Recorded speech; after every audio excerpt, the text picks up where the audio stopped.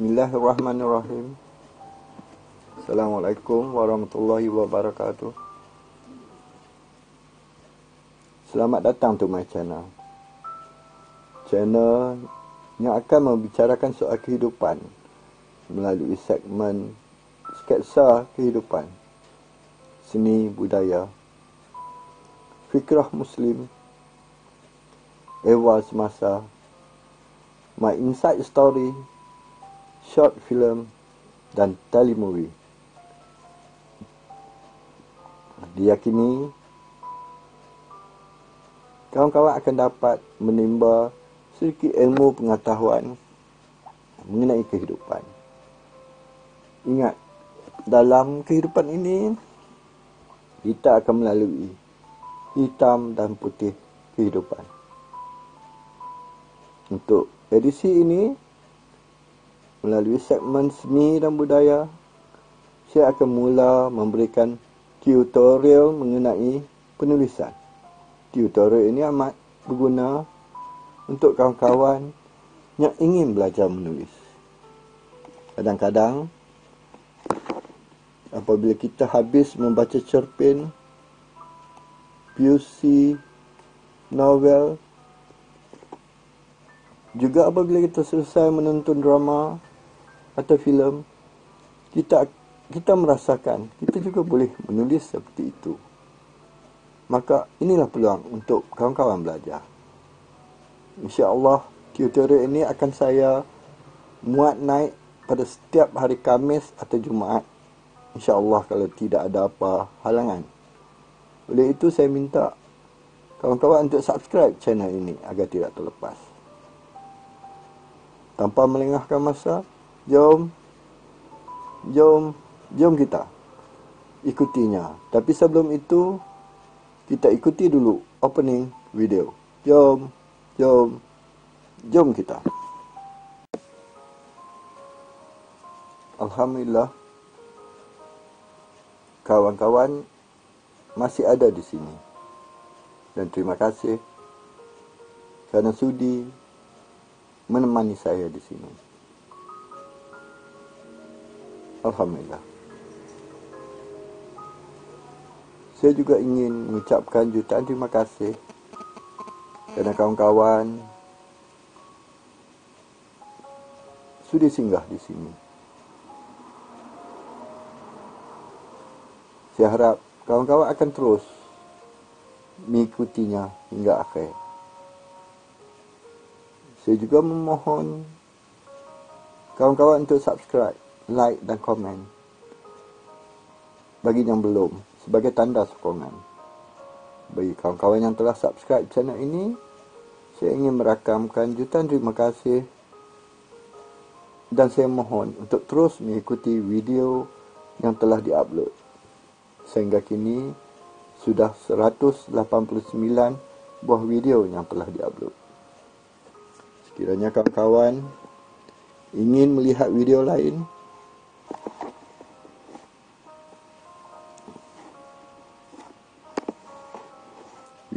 di channel ini, kawan-kawan boleh type nama saya di wall YouTube Azaman Sulaiman. InsyaAllah akan muncul video-video dari channel saya. Kawan-kawan juga boleh tunggu di bahagian akhir video ini, di mana pihak YouTube akan mencadangkan kepada kawan-kawan mana-mana video dari channel saya.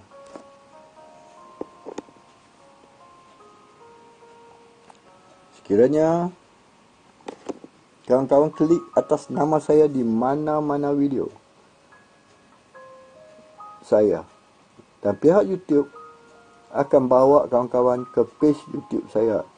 Di situ kawan-kawan boleh tengok ke semua video-video yang telah diupload di channel ini.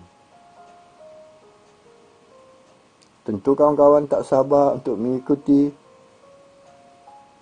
tutorial menulis.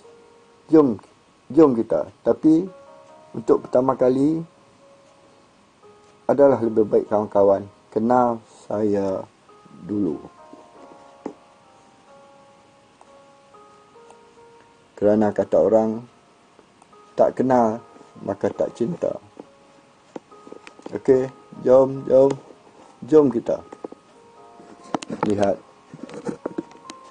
video ni.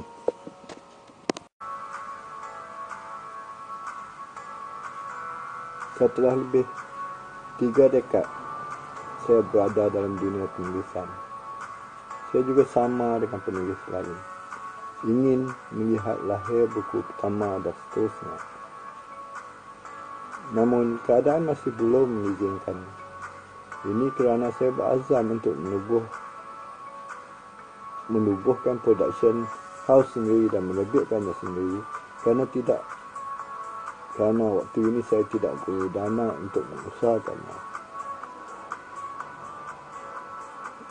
Sebenarnya ketika saya aktif menulis, khususnya politik dahulu, saya hampir berjaya menerbitkan 4 buah buku. 2 manuskrip buku politik telah saya serahkan kepada Encik Ahmad, seorang penerbit dari Pulau Pinang tapi menjalankan perniagaan di Kuala Lumpur. Dan beliau telah membuat pembayaran pendahuluan. Entah mengapa akhirnya beliau membatalkan hasratnya. 2 lagi manuskrip politik, buku politik mengenai politik di Pulau Pinang. Saya telah mendapat restu daripada Datuk Seri Anwar Ibrahim untuk menulis sebuah buku politik Melayu Pulau Pinang.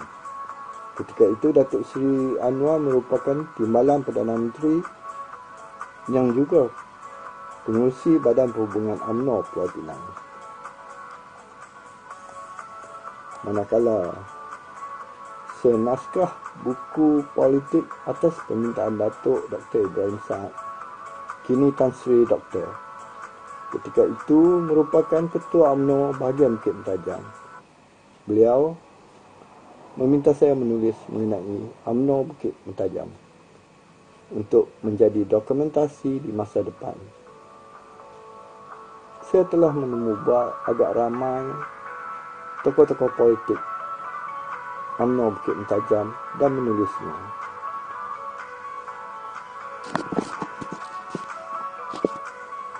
Mungkin kerana kegagalan inilah saya berazam untuk menerbitkannya sendiri. Tapi apa nak buat, saya tidak punya modal untuk mengusahakannya. Sayang, 1000 kali sayang.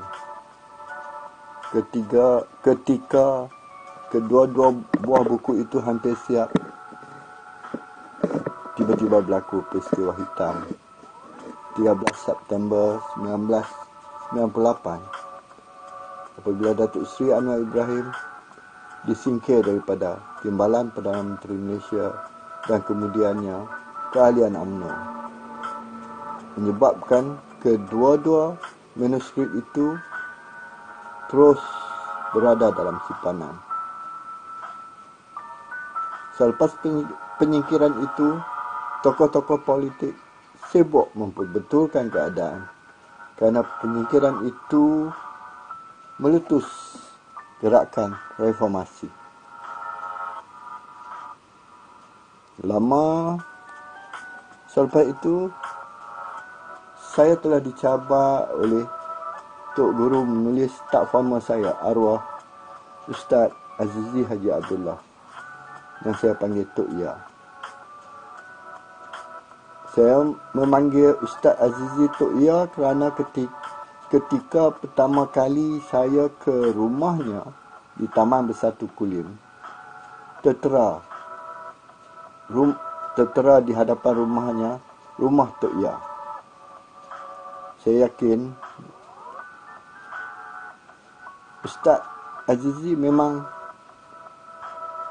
senang dengan watak Tok Ya dalam tokoh utama dalam novelnya, seorang tua di kaki gunung yang pernah menjadi buku teks sastra pelajar tingkatan 5 suatu waktu dulu. Suatu hari saya terserempak dengan Tok Ya di kedai makan di kampung saya, dan kami berbual mengenai dunia penulisan. tiba-tiba terhembur keluar kata-kata ini yang mencabar saya. Aku tabik dengan bakat dan kebolehan hang menulis. Hang bukan sahaja mampu menulis kreatif, malah mampu menulis deskriptif. Malah aku suka tengok hang tulis bab politik. Analisanya hang bagi cukup baik, katanya. Tapi sayang, sampai hari ini aku tak tengok pun satu buku atau novel yang berjaya hang terbitkan. Buat buku dan novel tidak sama dengan tulis di akhbar, yang akhirnya orang bungkus nasi lemak. Kalau buku atau novel akan ada di rak buku di rumah kita, rak buku perpustakaan dan rak buku rakan-rakan yang membacanya. Hari ini aku cabar hang, sambung Ustaz. Sambung Tok Ya. Saya akui memang tidak ada senaskah buku atau novel yang saya tulis dan diterbitkan. Hanya ada pun beberapa naskah antologi puisi bersama penulis lain. Saya sahut cabaran Tok Guru menulis saya. Saya balik dan mula menggarap sebuah novel yang saya beri nama Cinta Anak Tanjung, yang kemudiannya saya ubah menjadi Hidayah di Kuala, dan saya ubah lagi tajuknya berjudul Rusuh di Kuala.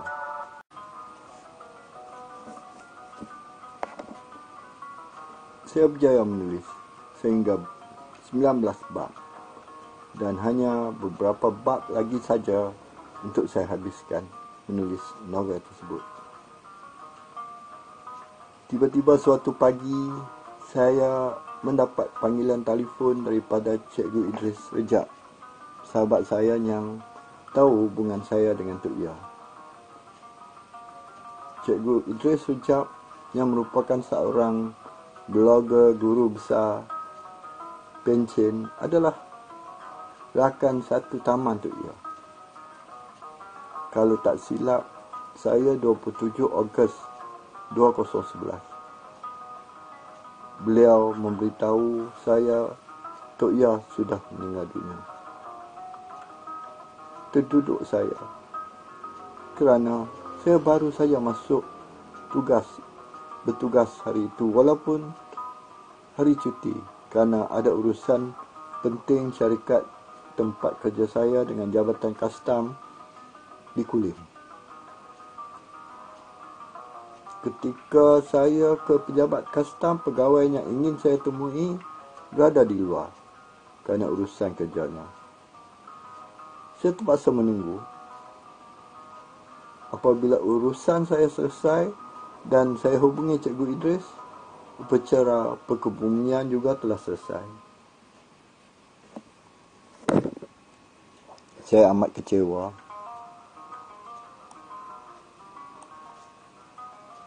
Teramat sangat.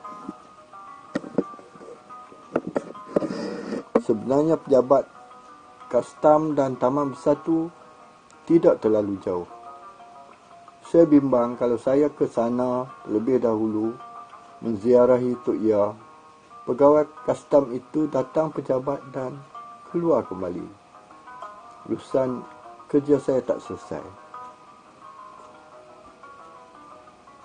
Akibatnya novel sulung saya juga tak mampu saya siapkan selepas itu. Alhamdulillah, saya hanya mampu menyiapkannya beberapa bulan yang lepas dan masih dalam usaha memperkemaskannya. Lagipun, saya tak perlu tergesa-gesa kerana saya bercadang untuk menubuhkan production house sendiri. Saya buat keputusan untuk terbitkan buku yang buku ini melalui production house saya sendiri juga nanti suatu hari. Buku ini semi ilmiah yang membongkarkan cara saya menulis. Bermula dengan menulis cerpen, puisi, rencana dan menjadi penerbit, pengarang, wartawan jurugambar dan pengedar Buletin UMNO Pulau Pinang, Buletin UMNO Pemuda UMNO, Buletin Pemuda UMNO Pulau Pinang dan juga Buletin UMNO Bukit Mentajam. Dan kini saya melibatkan diri dengan menulis skrip drama TV yang juga terpaksa saya berehat sementara kerana saya tidak begitu sihat.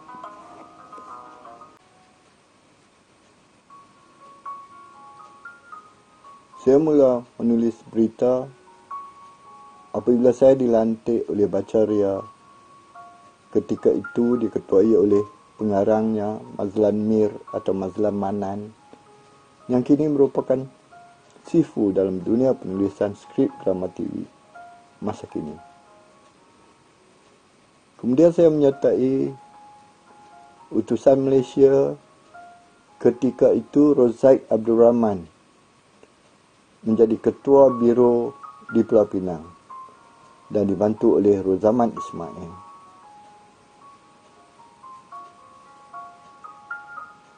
Rozaik Abdul Rahman kini adalah merupakan ketua pengarang Sinar Harian. Kemudian saya menyertai Harian Watan. Ketika itu ketua bironya Abdul Hamid Osman. Jadi memang agak panjang penglibatan saya dalam dunia penulisan ini, dan insya-Allah saya mampu menjejaki Tok Guru menulis saya, Ustaz Azizi Haji Abdullah, yang saya panggil Tok Ya. Walaupun mungkin saya tak mampu menjadi penulis sebesar Tok Ya, namun memadai saya mampu mengikut jejak langkahnya dengan berjaya menulis cerpen, novel dan skrip drama TV. Bagi anda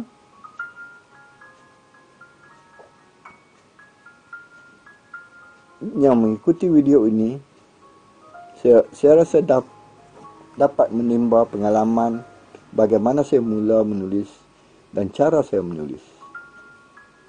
Bagi saya, sesiapa sahaja yang boleh membaca dan menulis, jika kenal caranya, pasti mampu menulis.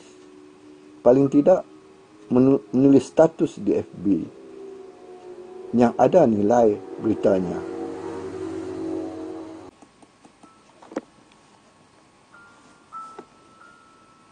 Saya amat berharap tutorial yang bakal saya berikan ini dapat membantu kawan-kawan untuk mengejar impian kawan-kawan untuk menulis. Bagi saya, untuk menjadi penulis tidak payah. Yang penting kawan-kawan boleh membaca dan menulis dan memang berminat melakukannya. Di samping itu, niat juga penting agar kita terus berusaha belajar. Jangan sekali-kali niat nak buat duit, kerana apabila usaha kita seolah-olah gagal, tidak mendatangkan duit, kita akan kecewa dan berhenti menulis. Duit akan datang setelah itu. Setelah kita mampu menghasilkan karya yang baik. Di samping itu, jangan pula ingat ingin mengejar glamour, kerana merasakan menjadi seorang penulis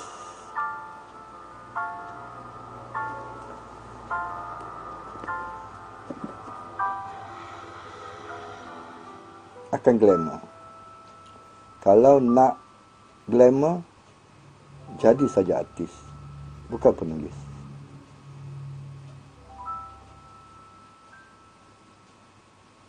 Saya rasa cukup sampai di sini. Kita jumpa lagi minggu depan. Jutaan terima kasih kerana kawan-kawan sudi mengikutinya hingga akhir. Jangan lupa subscribe, like dan komen. Bye-bye. Assalamualaikum.